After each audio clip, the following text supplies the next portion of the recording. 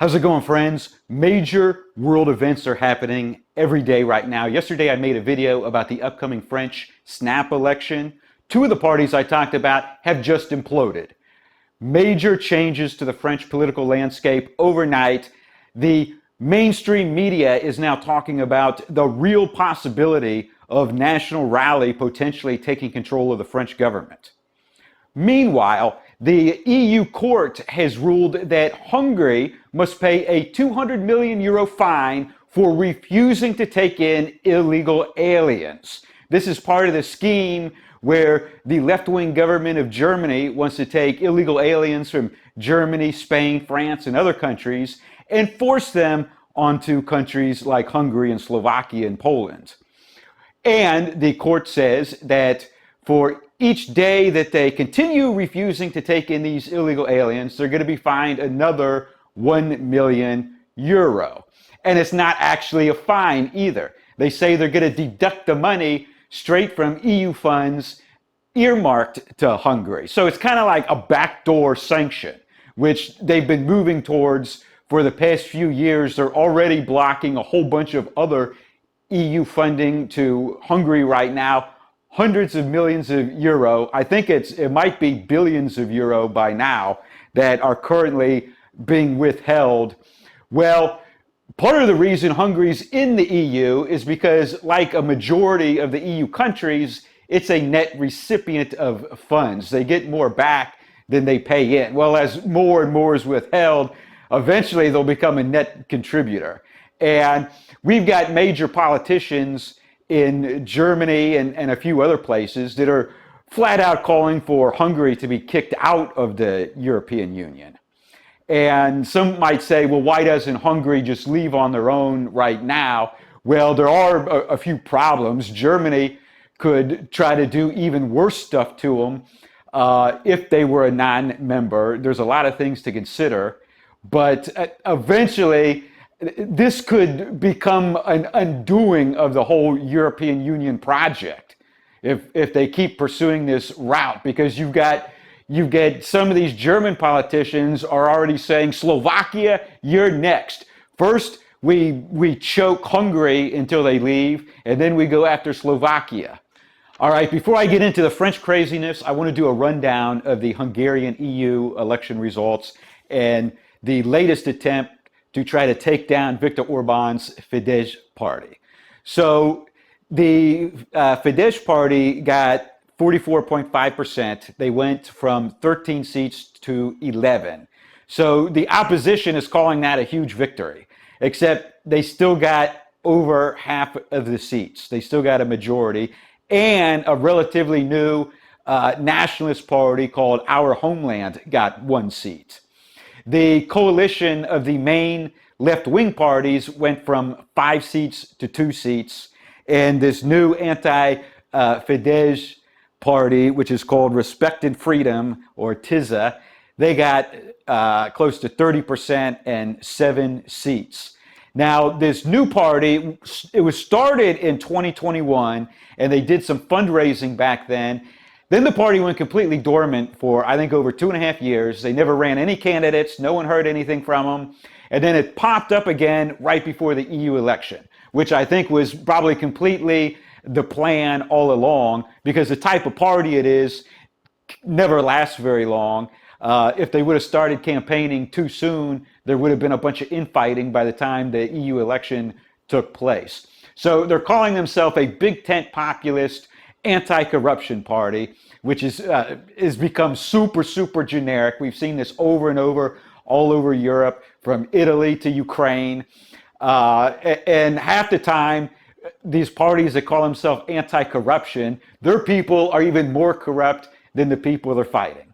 So their whole message is, we're just a broad alliance of all civil, pro-democracy people, from conservatives to social democrats, and we just want to reform the bureaucracies to root out all the corruption, because our government is a mafia, and we're here to fight the mafia government and remove all the corruption. And they use all the most neutral, centrist language possible to get the most votes. And so in the past, there's been these huge Frankenstein coalitions where you have a bunch of parties who hate each other's guts, have formed coalitions to try to dethrone Fidesz, and which has failed. But even if they worked, the government would have just been paralyzed anyway, which is what would happen if this Tisza party, if they were to actually take power in Hungary in a general election, it would just explode into a bunch of factions and infighting within a month. Now, let me get back to France. I mentioned that the head of Les Republicans, Eric Shirati, and I'm probably saying that completely wrong, well, he graciously offered a electoral alliance with National Rally, and immediately people within his own party complained, well, it got way worse. He's been kicked out of his own party now. The whole party is in complete chaos. And they had like an emergency crisis meeting. He allegedly barricaded himself inside the party headquarters to supposedly try to prevent the meeting from taking place. Leaders of his party were outside talking to the media, just acting completely hysterical and unhinged. I couldn't even believe it. And so other people in his party are saying that he believed that National Rally can potentially win the election outright and take over the French government, especially if less Republicans partnered with him. And he wanted to secure himself a high-level minister position. Essentially, he wants to secure his dying party a role in a future National Rally-dominated government. Now, that doesn't sound very controversial to me, but a bunch of other people in his party are just in uncontrollable hysteria. Now, keep in mind, this used to be one of the main French parties. It used to be called Union of the Popular Movement, and it's been steadily falling since 2007. And in the EU election a few days ago, they did terrible. They barely got over 7%.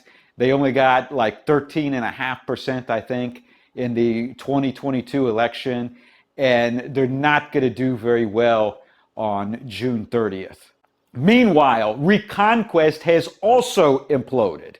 Now, the executive vice president, Marion Maréchal, that is Marine Le Pen's niece, well, she had offered an electoral alliance with Marine Le Pen, which she declined. Now, the thing about this party, Reconquest, they don't have any hope of actually getting candidates to round two. In 2022, they got like 4.5% of the vote in round one, and not a single candidate went to round two.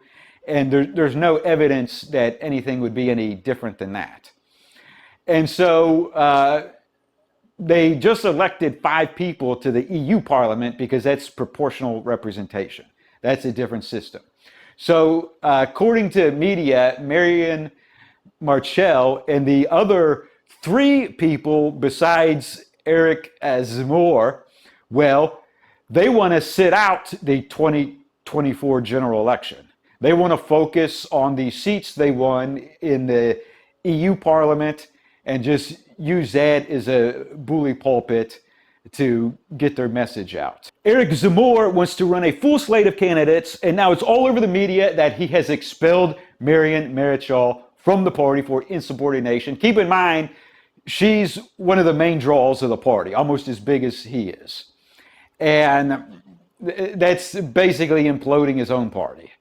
And now everything's just wide open for National Rally.